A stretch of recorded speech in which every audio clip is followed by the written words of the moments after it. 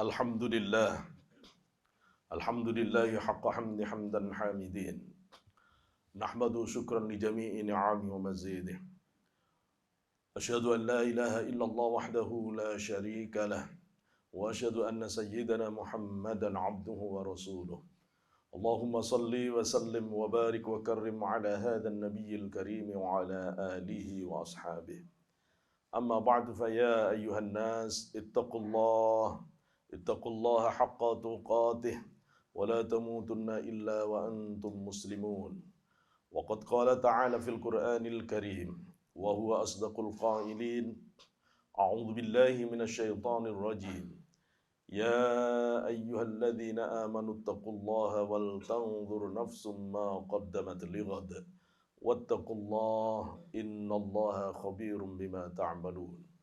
Wala takunu kalladzina nasullaha fa'ansahum anfusahum. Ulaika humul fasiqun. Wa qala Rasulullah sallallahu alaihi wasallam, ittaqillaha haitsuma kunta wa atbi'is sayyi'atil hasanata tamhuha wa khaliqin nasa bi khuluqin hasanin. Sadaqallahul azim wa sadaqa rasuluhul karim wa nahnu ala dzalika laminasy syahidin. Ayyuhal hadirun sidang Jumat rahimakumullah. Marilah kita senantiasa meningkatkan ketakwaan kita kepada Allah dengan menunaikan segala yang diwajibkan oleh Allah dan Rasulnya, seraya berusaha menunaikan segala amaliyah-amaliyah sunnahnya. Kita tinggalkan segala yang diharamkan oleh Allah dan Rasulnya, dan kita berusaha meninggalkan yang makruh dan syubhat. Dengan cara semacam inilah ketakwaan kita akan meningkat di sisi Allah Subhanahu wa Ta'ala. Hadirin, kita berada di bulan Syawal yang memiliki makna peningkatan, meningkat. Dimaksudkan setelah Ramadan, ruhani kita ditempah dengan berbagai ibadah. Semestinya kita telah mencapai tingkatan capaian ruhaniyah yang terbaik. Sudah selayaknya kita harus mempertahankan segala capaian-capaian ruhaniyah yang kita peroleh selama Ramadan. Syekh Nawawi Al-Bantani dalam kitab Nihayatuz Zain mengingatkan berkaitan dengan persoalan Syawal ini. Selayaknya orang yang sudah mendapatkan pembiasaan selama Ramadan dalam tarawih qiyamul lailnya, dalam puasa menahan nafsunya, dalam pembacaan Al-Qur'annya dan lain-lain, dia menjaga amaliyah-amaliyah ini. Dijaga hingga sampai ke titik istiqomah. Istiqomah yang diminta oleh Allah dalam surat Hud ayat 12 kepada Rasulullah, fastaqim kama umirta wa man taba ma'aka. Rasulullah setelah mendapatkan ayat ini pusing Rasulullah, sehingga ditanya oleh para sahabat, kenapa engkau pusing Rasul? Rasul menjawab, Allah meminta yang berat dari umatku. Fastaqim kama umirta, istiqomahlah kamu Muhammad sebagaimana kamu diperintah untuk istiqomah. Wa man taba ma'aka, dan suruh istiqomah orang-orang yang bertobat yang mengikuti jalanmu. Allah tidak meminta taubat, tapi yang Allah minta adalah istiqomah di dalam taubat. Orang bisa mencapai derajat kemuliaan, tetapi untuk mempertahankan derajat kemuliaan adalah persoalan yang lebih serius. Orang bisa mencapai kejayaan, tapi bertahan di dalam kejayaan adalah persoalan yang lebih serius. Karena itu persoalan mempertahankan ibadah bukan persoalan yang ringan. Menjaga istiqomah adalah persoalan yang sangat serius. Memastikan langkah ruhaniyah kita untuk senantiasa lurus di jalan Allah. Ada hal-hal yang harus kita selalu maintenance agar kita senantiasa menanjak ruhaninya di sisi Allah Subhanahu wa Ta'ala. Hadirin sidang Jumat rahimakumullah. Istiqomah adalah akhir dari akhlak, sedangkan akhlak adalah akhir dari pembiasaan. Pembiasaan adalah akhir dari perilaku. Perilaku adalah ekspresi daripada keputusan hati, niat. Niat adalah kemenangan suara ilhamul malaikah atas waswas syayatin yang ada di dalam dada seseorang. Karena itu semua berangkat dari kemenangan batin. Ketika memihak kepada suara-suara kebaikan yang ada di dalam dirinya, kemudian diwujudkan dalam perbuatan baik, dan perbuatan baik itu kemudian dibiasakan. Pembiasaan ini hingga mencapai derajat selalu dan terasa nikmat di dalam batin. Apabila sebuah perbuatan itu telah selalu dilakukan dan merasa nikmat dengan perbuatan itu, tidak enak jika tidak demikian, maka itu ciri bahwa perbuatan itu telah mempribadi, telah menjadi akhlak. Maka para ulama mengingatkan apabila orang itu senantiasa melakukan kegiatan tersebut tanpa putus kecuali izin atas udzur syar'i selama 3 tahun, maka barulah orang itu terhitung sebagai awal istiqomah. Maka istiqomah bukan persoalan yang ringan. Menjaga ibadah untuk tetap lurus di jalan Allah adalah perjuangan yang harus kita senantiasa usahakan. Allah meminta kita supaya menjaga ibadah kita agar tidak meleset, tidak keliru di dalam pergerakan batinnya. Menegakkan sebuah kebaikan, sebuah ibadah adalah satu persoalan. Sebuah prestasi apabila kita bisa melakukan kebaikan tersebut. Tetapi orang yang senantiasa ibadah belum tentu bisa lepas dari jebakan tipu daya setan. Kita semuanya memahami bahwasanya iblis ada yang menyebut selama 800.000 tahun senantiasa taat kepada Allah. Tidak pernah melakukan satu maksiat pun. Tapi kenapa ketaatan yang sebegitu panjang dilakukan iblis harus berujung kepada penistaan dan penghinaan dari Allah dan menjatuhkan iblis pada derajat yang paling hina. Para ulama mengkaji sesungguhnya yang terjadi pada iblis adalah kesalahan di dalam penetapan batinnya saat iblis mengakui ibadahnya itu menjadi miliknya. Karena itu akan berdampak pada keujuban yang kemudian menjadi kesombongan. Orang yang biasa beribadah, orang yang banyak sholatnya, orang yang banyak ngaji Qur'annya, orang yang banyak zikirnya, orang yang banyak puasanya, hati-hati karena biasanya dia merasa hebat dengan segala capaian-capaian ini. Apabila ibadah ini mengantarkan kita merasa hebat, kita mengagumi diri sendiri, sesungguhnya kita telah jatuh kepada sifat buruk, yakni ujub.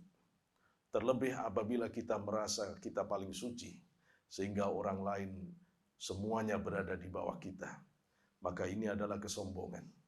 Jika ibadah kita mengantarkan kepada kesombongan, maka sesungguhnya ibadah kita berujung kepada keburukan. Ibadah adalah kebaikan, salat adalah kebaikan, puasa adalah kebaikan, qiyamul lail adalah kebaikan. Tetapi apabila ujungnya adalah kesombongan, kebaikan yang berujung kesombongan adalah kebaikan yang berujung keburukan. Kebaikan yang berujung keburukan hakikatnya adalah buruk. Kita dikamuflase oleh kebaikan-kebaikan yang ujungnya adalah keburukan.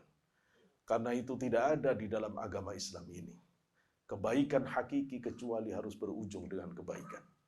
Orang yang ahli salat, ahli puasa, ahli zikir, ahli baca Quran harus berujung dengan ketawaduan, kelembutan hati, kasih sayang, ketajaman batin untuk berempati.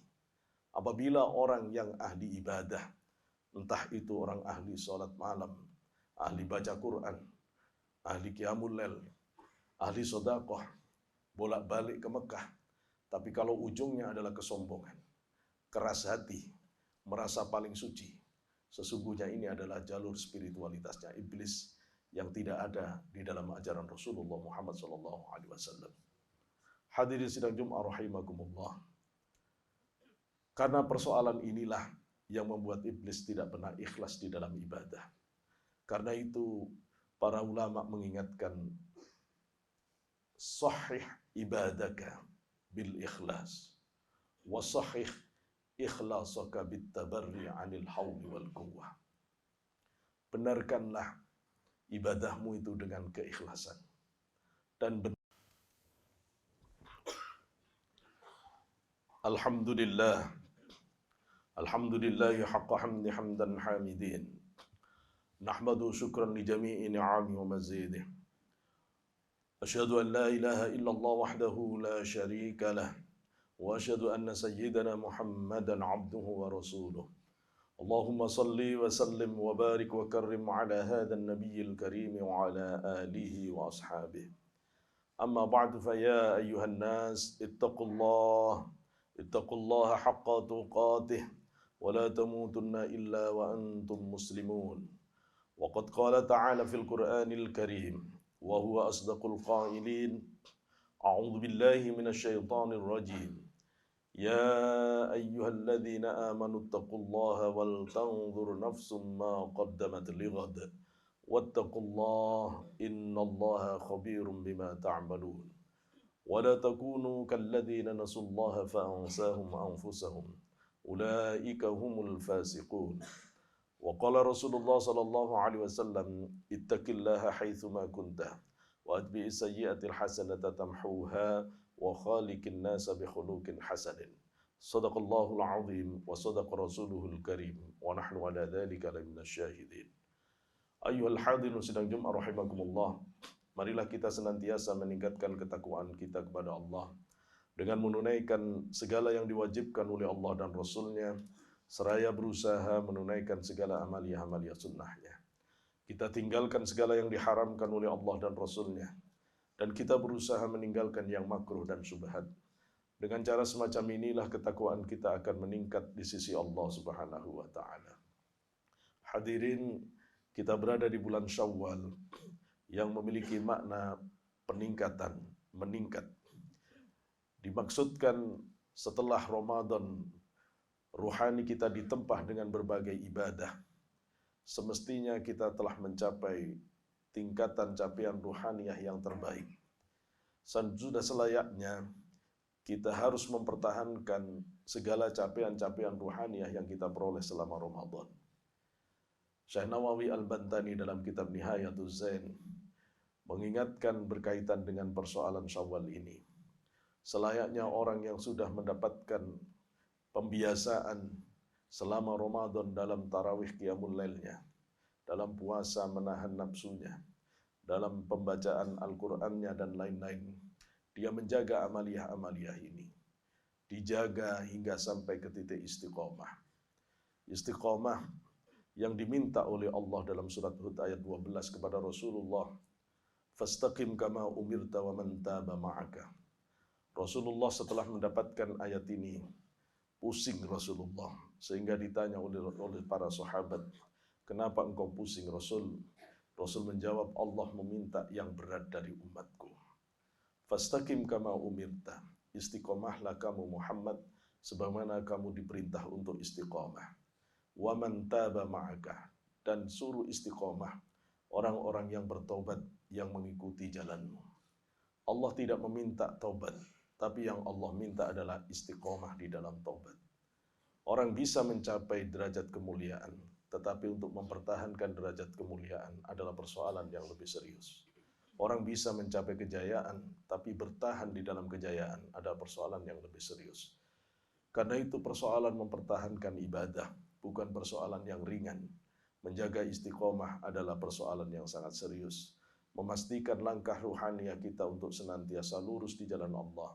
Ada hal-hal yang harus kita selalu maintenance agar kita senantiasa menanjak ruhaninya di sisi Allah Subhanahu wa taala. Hadirin sidang Jumat rahimakumullah. Istiqomah adalah akhir dari akhlak, sedangkan akhlak adalah akhir dari pembiasaan. Pembiasaan adalah akhir dari perilaku. Perilaku adalah ekspresi daripada keputusan hati, niat. Niat adalah kemenangan suara ilhamul malaikah atas waswas syayatin yang ada di dalam dada seseorang.